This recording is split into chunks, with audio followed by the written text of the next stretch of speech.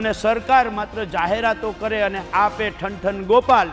સાત સીઝનમાં ખેડૂતના મોઢામાં આવેલો કોળિયો કુદરત છીનવી લે।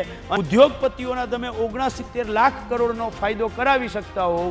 આ પણ એક ઐતિહાસિક ઘટના છે કે અમારા 56 લાખ ખેડૂત પરિવારોની 96,000 કરોડ રૂપિયા તો ગુજરાતના ખેડૂતોની એક જ માંગ છે।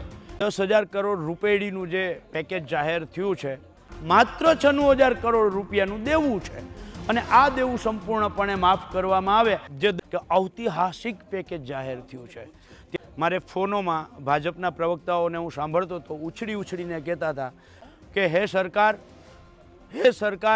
ત્યારે જાહેર માધ્યમોના માધ્યમથી હું આ પ્રવક્તાઓને અને સરકારને કહેવા માગું છું, ગુજરાતની અંદર છેલ્લા 80 વર્ષના ઇતિહાસમાં ઐતિહાસિક વરસાદ પડ્યો છે। આ કેવી રીતે ઐતિહાસિક પેકેજ છે? ત્યારથી ખેડૂતના જે ખેત પેદાશના ભાવ હતા એ ખેત પેદાશના ભાવ ઐતિહાસિક સપાટીએ નીચે ગયા છે।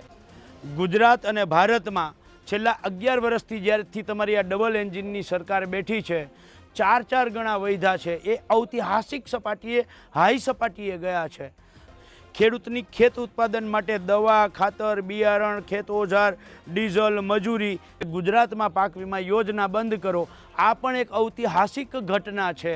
તમે આખા ભારતની અંદર પાક વીમા યોજના ચાલુ રાખો અને ખેડૂત સહન કરે। 7 સીઝનમાં ખેડૂતના મોઢામાં આવેલો કોળિયો ગુજરાતની અંદર છેલ્લી 7 સીઝન કમોસમી વરસાદ, અતિવૃષ્ટિ, વાવાઝોડાનો, આ પણ એક ઐતિહાસિક ઘટના છે અને કુદરત છીનવી લે અને સરકાર માત્ર જાહેરાતો કરે અને આપે ઠનઠન ગોપાલ।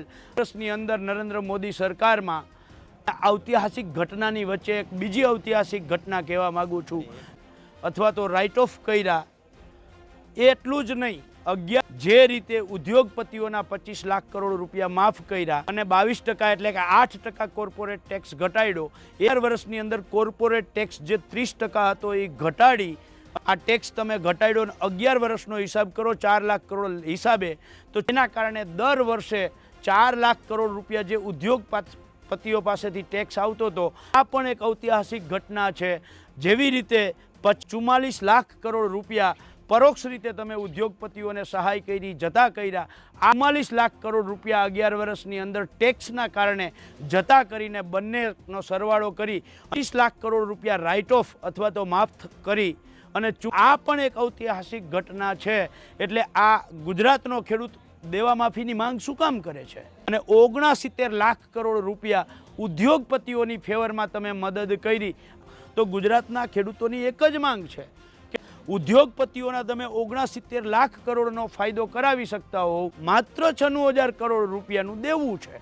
અમારા 56 લાખ ખેડૂત પરિવારોની 96,000 કરોડ રૂપિયા ગઈકાલથી સોમનાથથી જ્યારથી હું યાત્રા લઈને નીકળ્યો છું ત્યારે આ દેવું સંપૂર્ણપણે માફ કરવામાં આવે।